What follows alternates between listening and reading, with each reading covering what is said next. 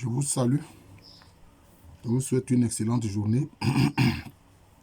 Je voudrais parler ici d'un Nessout, c'est-à-dire d'un pharaon, celui qui sera à l'origine de la 8e dynastie, durant la période du Nouvel Empire, c'est-à-dire vers 1550 avant Jésus-Christ. Je le fais en passant à mon fils dans l'intellect, Yao Mene David, maître assistant en histoire, spécialité égyptologie, qui nous a quittés.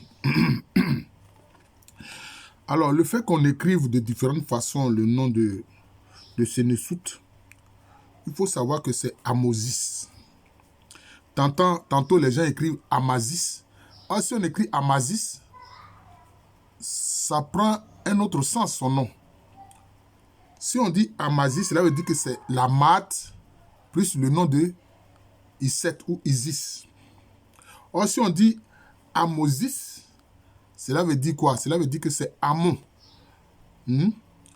Nétier, c'est-à-dire le créateur quand il est invisible, et puis Isis, la femme parfaite, la féminité parfaite. Vous voyez? Donc, en disant Amosis ou Amasis, ce n'est pas la même chose. Et puis, quelquefois, dans le Amosis, ils écrivent encore avec H. Non, on ne doit pas mettre H à Amosis. Non. C'est lié à Amon. Donc, on ne doit pas mettre H. Non, non, non. Ce H-là n'a pas de sens.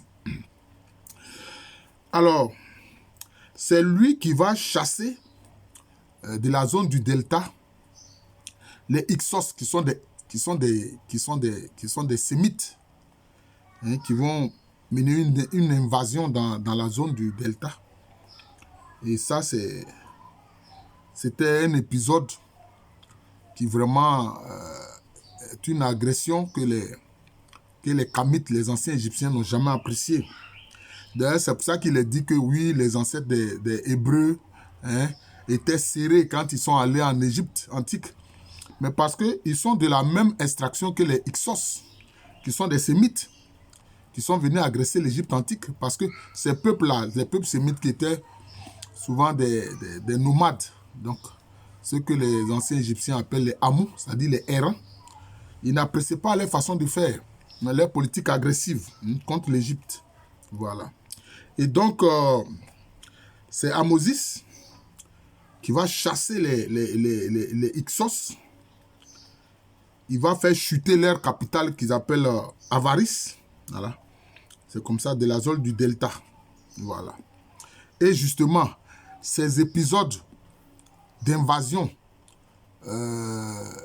du pays des Kamites par des populations à peau claire, mais Manéthon qui a fait la liste des 30 dynasties, de l'Égypte antique, ne les compte pas comme des Nessout, comme des pharaons, non.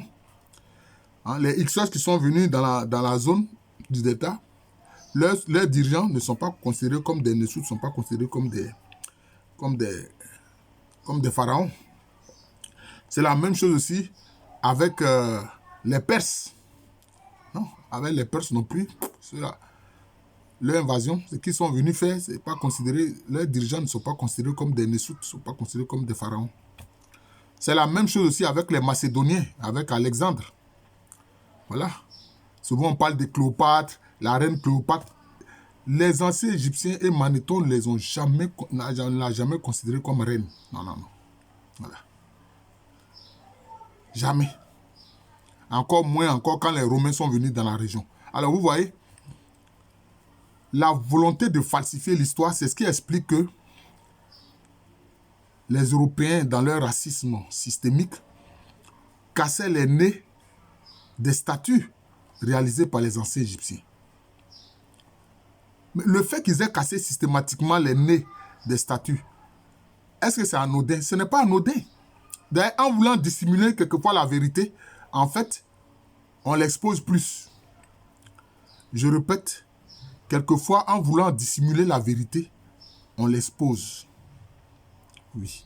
En voulant dissimuler la vérité, on l'expose. En cassant les nez des statues des anciens Égyptiens, c'est là que ils ne voulaient pas que les gens voient qu'ils ont des nez plats, des nez écrasés, comme tous les bons nègres l'ont. C'est ce qu'ils voulaient dissimuler. Oui, c'est ce qu'ils voulaient dissimuler. Oui. Parce que eux, ils ont des nez très allongés. Les parents bêtés de la zone de Daloa, si bien qu'ils ont appelé le terme qu'ils désignent pour désigner les Caucasiens, c'est le même terme, ils les appellent nez de chien. Voilà. Parce qu'ils trouvent que le nez du chien, hein, c'est comme ça que le nez de l'Européen, du Caucasien est. Vous voyez?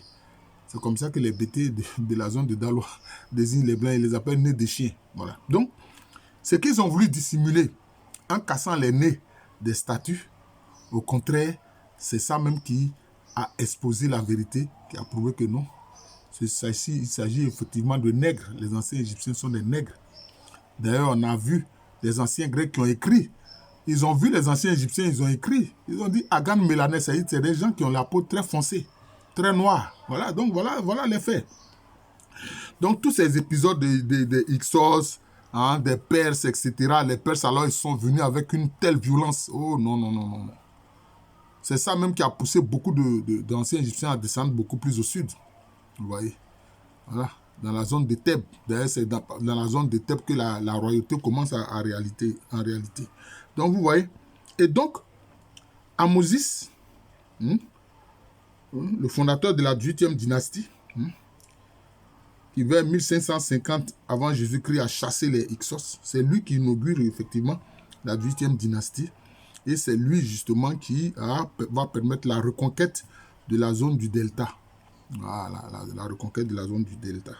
C'est important. Il faut écrire Ahmosis. Il ne faut pas écrire Amasis. Hein? Et puis, il ne faut pas écrire non plus Ahmosis avec H parce que ça fait que son nom, alors, n'est pas expressif. Alors que son nom, c'est Amon. C'est-à-dire l'invisible. Voilà, l'invisible. Et puis Isis. Donc, c'est-à-dire qu'il était sous la protection de Amon. Hein? C'est-à-dire le créateur, Neker. Hein, quand il exprime son invisibilité, et puis Isis, la femme parfaite. Ce sont ces deux-là, disons, qui l'ont protégé. Et c'est sous, je peux dire, c'est sous leur seigneurie qu'il a placé sa gouvernance. C'est ce qu'il faut comprendre. Il a placé sa gouvernance. Et il a vaincu les Hyksos. Voilà, c'est comme ça, c'est très important. D'ailleurs, même, son prédécesseur Kamosé déjà avait commencé déjà à préparer le terrain en harcelant les Hyksos jusqu'à ce que Ahmosis fasse tomber leur fameuse capitale Avaris. Voilà. Donc c'est cela. Voilà. Donc je voulais ici penser au docteur Yao Mene Davis. Voilà. Oh mon Dieu. Je lui avais dit il fallait que quand il va passer maître de conférence, il songe à créer une école d'égyptologie à Abidjan, voilà, en formant beaucoup de docteurs à cette connaissance historique de l'Égypte antique. Voilà. Je vous souhaite une bonne journée.